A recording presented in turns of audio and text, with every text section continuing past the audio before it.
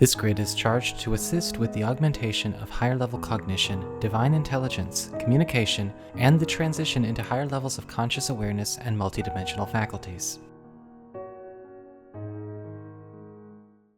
Blessings everyone! In this video, I'm going to be talking all about energy activation symptoms. Now, this is not intended to be sort of a bestiary of every single symptom that could occur. This video is about presenting opportunities for alleviation, easing the symptoms, getting context into what is going on, and how you can help coach and assist your own body, your subconscious, and your energy fields into integrating this and moving through this experience.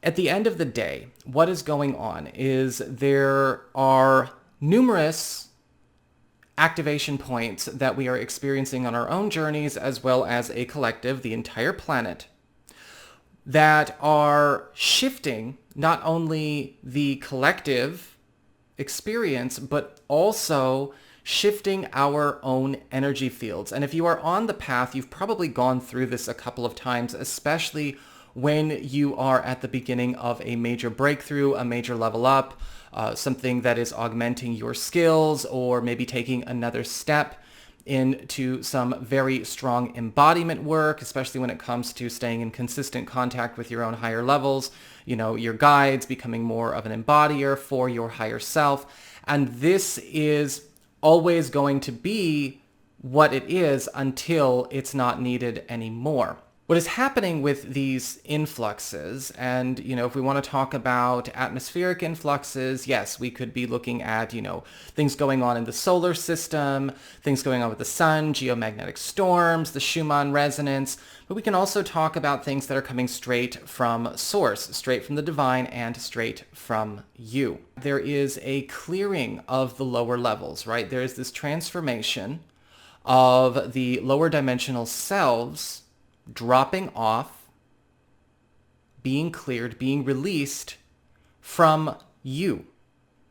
Whatever has registered on your experience, whatever's registered on your consciousness, whatever's registered on your energy fields. Now whether these are trapped emotions, beliefs, anything that may be going on that has created distortion in the energy field, whether it's in the recent past or farther back past, maybe something not flowing the right way, or an energy system kind of working backwards. Maybe there's something that's not necessarily behaving the way it could at its best in your meridian systems, again, the etheric body, the causal body, all of that.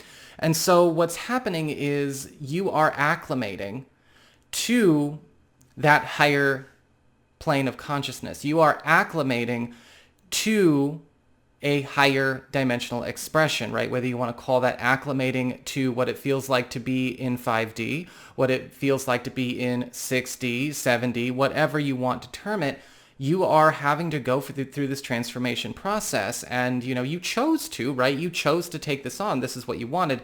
It's a part of it. And yes, it can definitely come with its fair share of inconveniences. At the time of writing this video, I and a whole bunch of my spiritual entourage have been going through this series of near sleepless nights, wide awake, tired, and completely jacked up on this energy, to the point where it's, you kind of can't help but just sort of be there and fry. And it's doing a number on everybody's energy fields. Some people, depending on where they are in their process, may be feeling it a bit differently. More things coming up to be cleared may feel like a more unpleasant process, but it's got to be worked on. But what's happening is that you are conscious for your process. And so if you are dealing with this and you are maybe struggling to embrace it, struggling to welcome it, struggling to find ease or to accept it, what is happening here, remember that this is a part of the process. Now, I do want to mention I am not your health authority. Okay, so this video is not talking about miracle cures, diagnosis, or treatment for any dis-ease or physical body or even psychological body imbalance you may be working with right now. But on the spiritual, on the multidimensional, that is what we are talking about here. So when these things come up, when these activation symptoms come up, when the insomnia or maybe the that sense of emptiness that can kind of show up every once in a while, or that massive surge, that massive energy spike, or the feeling of being, smack dab perfectly in that unity with all of your higher levels, but you are also feeling the discomfort of your own lower levels. Again, the lower subconscious, the lower ego, all of that. How do we approach this? My best advice is always to lean in. One of the biggest mistakes that I see a lot of people make is that they kind of try to shut it off.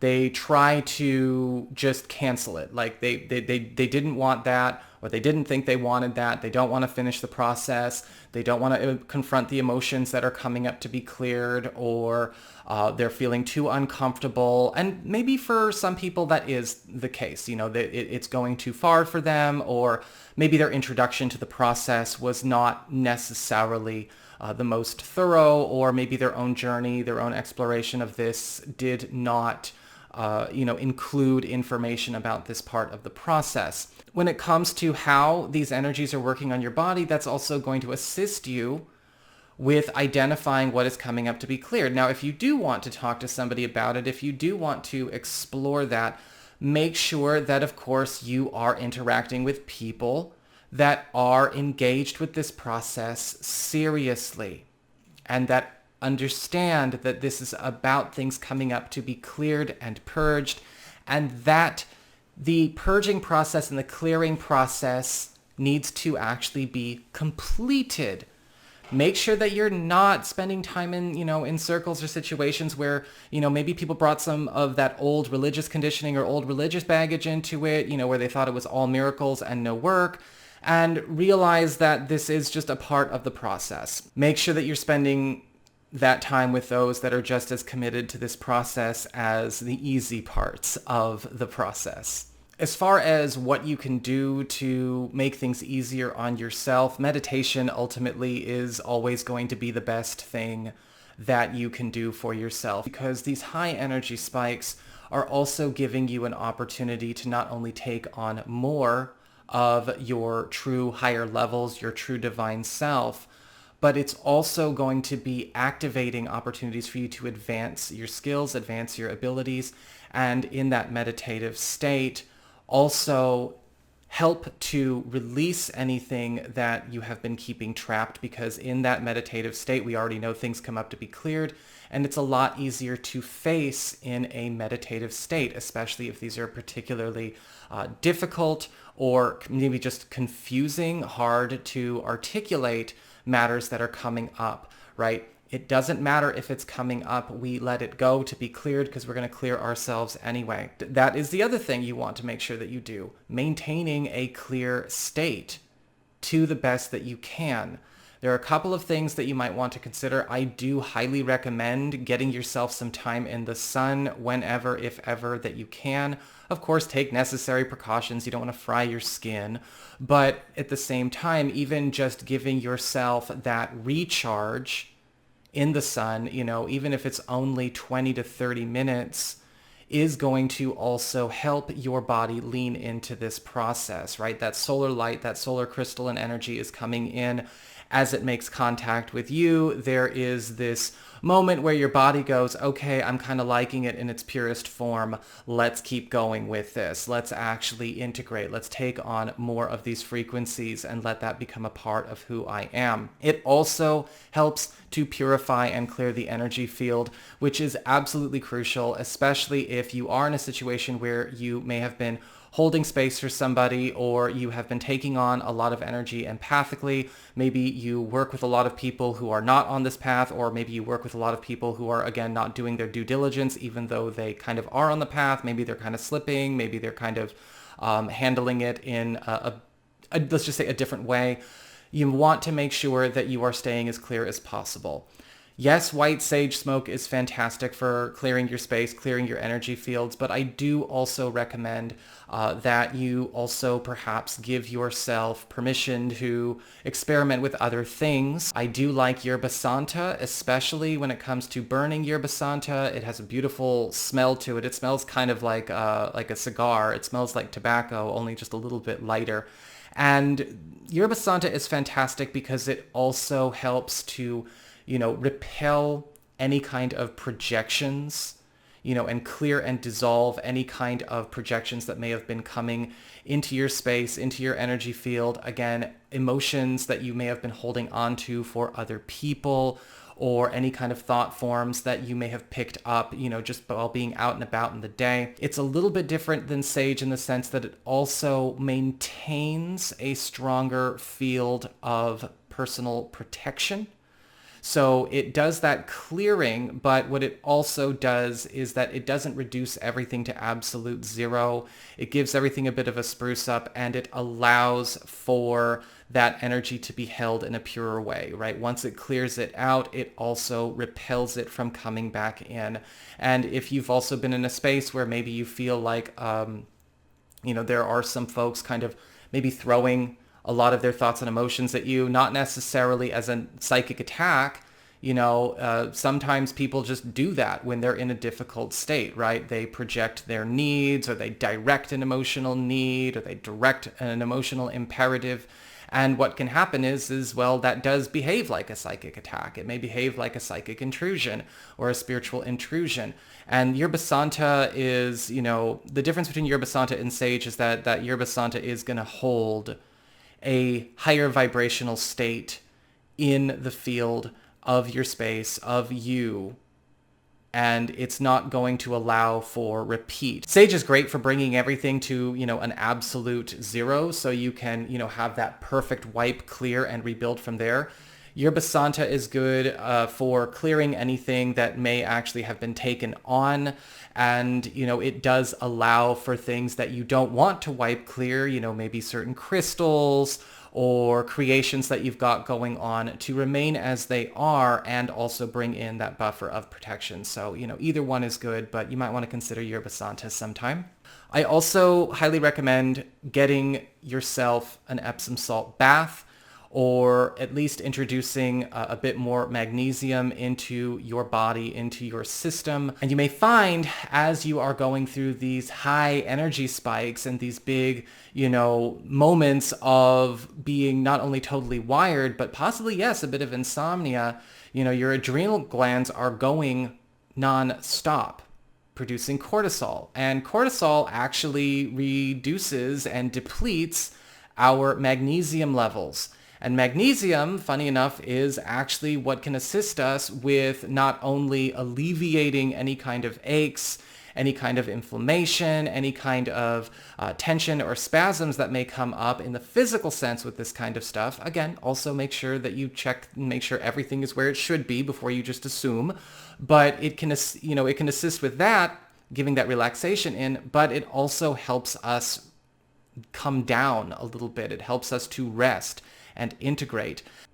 And also an Epsom salt bath with a few drops of lemon juice or maybe a drop of lemon essential oil is going to not only clear your energy fields as well, but also assist in removing any kind of attachments. It really hurries that process along in a great way. And remember, we are focusing on leaning in. And of course, we might want to also talk about some stones and some crystals that will also assist you with this process. And so if you have been a part of my Patreon lives where we go really deep into, this conscious evolution process, what's going on with the collective shift on the Tuesday lives, I have talked about this stone to no end. It is my favorite stone when it comes to actually assisting with the process of transition and integration, especially with these heightened spikes of energy, really pushing the denser, lower energy fields to be burned off, and that is lepidolite. Lepidolite, I actually recommend to people more than, say, grounding stones like black tourmaline or hematite, because what lepidolite does is that it calms the energy field down. And yes, to a certain degree, it does slow down the process in order to cut down on what you might call energetic friction, but it doesn't stop it. It allows for a smooth transition while always moving the spirit forwards and allowing that transition, right? You've probably, if you've studied this stone, you know it is the stone of transition. It allows for easier movement into that higher state, into that higher vibrational expression, releasing the lower levels, right? Transmuting them, purging them out of your auric field, out of your energy field, bringing in that light body more and more. And it does not stall your process. Grabbing a black tourmaline, grabbing a hematite, grabbing an onyx, and just shutting the process down is not what I would recommend. If you want to keep those in your space and use those for a bit of grounding or a bit of protection just to stabilize the atmospheric energy, go for it. But when it comes to working on yourself and your own energy field, I highly recommend that you actually let yourself go through this process. But you can take the edge off a little bit when you meditate with a lepidolite. Once again, size does not matter when you are working with your own energy field. So it doesn't matter if it is this big old palm stone here or if it is this little guy. Actually, the palm stone is what I keep under my bed or under my pillow, under my mattress, whatever I feel I need.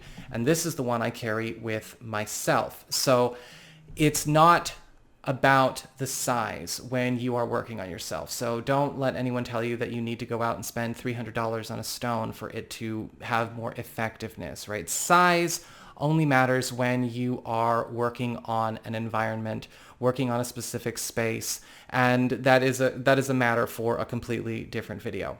Another stone I like is Lapis Lazuli. This is, I've got a couple of big specimens here just for the camera. I've got my Lapis Lazuli tower and Lapis Lazuli sphere.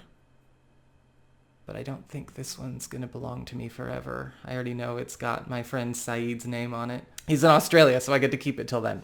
So the nice thing about Lapis Lazuli is that it assists the mind level with getting out of the processes that it was by actually allowing for that integration of that higher mind cognition, right? Helping to give the mind and the body context into what is happening so that it doesn't, lose itself to the lower levels freaking out, the subconscious freaking out, the ego or the lower ego freaking out. And the lapis itself also does provide a certain measure of stabilization for the energy field. So, when it comes to things getting way too expansive or way too contracted, there is this nice stabilizing field that comes from the lapis that assists with making sure that things help to stay within your control, right? It's not, it's helping to not only protect, because lapis lazuli is a great protection stone, a great psychic protection stone. So again, helping you to make sure that you're not taking things on or co-creating things or feeding into thought forms you're picking up from, the outside world and the external, so that you don't accidentally drop off energy of yourself while you're in these sort of expansive, wild states. It's not, you don't have to worry about necessarily accidentally imparting something where you did not choose to impart it, because lapis in and of itself, right, is also a stone that assists with not only conscious awareness, but the development of our higher skills and our divine faculties. So it cuts down on the accidental energetic discharge or the spiritual discharge, whether it's your own spiritual discharge or the accidental creation of something that you didn't want to focus on, or the accidental co-creation of something that you maybe got fixated on, that you don't want to repeat, that you don't want to necessarily amplify, whether it's something that was brought to you or something that was coming up within yourself. If you are addicted to the adrenaline spike that can come from a lot of the dramas that have been playing out on the external, whatever world you're in, the spiritual world, the social media world, the conspiracy world, it doesn't matter. If you are addicted to the adrenaline spike and you're kind of noticing that the subconscious is taking over, right, getting locked into a lot of rage, a lot of fear, a lot of sorrow, a lot of worry, you might not be the only one co-creating that challenge. A lot of those circles and a lot of those spaces can be dens for creating and spelling their own doom and disharmony. So you might want to, if you are holding space for that, or you for some reason will not let yourself take a break, I highly recommend you take a break. At least protect yourself from what you're exposing yourself to. Again, free will, it's your choice, and you are free to do what you choose, but you are choosing it. So take ownership of the choice and prepare yourself accordingly, please. I also like Aventurine, green Aventurine, because green Aventurine also assists with helping to integrate with the higher heart, as well as allow for your vision to develop so that you can actually see a bit more clearly what opportunities are presenting, right? You are downloading a lot of information. You are getting a lot of assistance with seeing your spiritual trajectories. You are getting a lot of assistance with seeing what you can manifest, what directions you're being given from your higher self, your multidimensional self, and source. And what Aventurine does is that it helps to clarify things by putting those visions, putting those messages, putting those opportunities into understandable terms. Now, whether it's clairaudient terms, whether it's visualization, whether it is claircognizance, right? That depends on what is going on with you, your own path and practice. But Aventurine is fantastic for that. Sodalite, and if you can find it, Larimar. Okay, now Sodalite and Larimar I kind of use interchangeably. Of course, they both do very different things, but this is not necessarily where I want to go like hardcore into crystals. What Larimar does is Larimar assists you with getting into a space where you know exactly how to direct your thoughts, know how to exactly direct and harmonize the communication you want to have with others and the universe and with yourself. Evolving the articulation, the language, the expression, and of course also opening those channels to be able to flow a lot more smoothly, because there's a lot of chaotic stuff happening sometimes, and so you want to make sure that you are staying clear. The more crystal clear we are in our intentions, the better our creations are and the more successful our manifestation efforts are.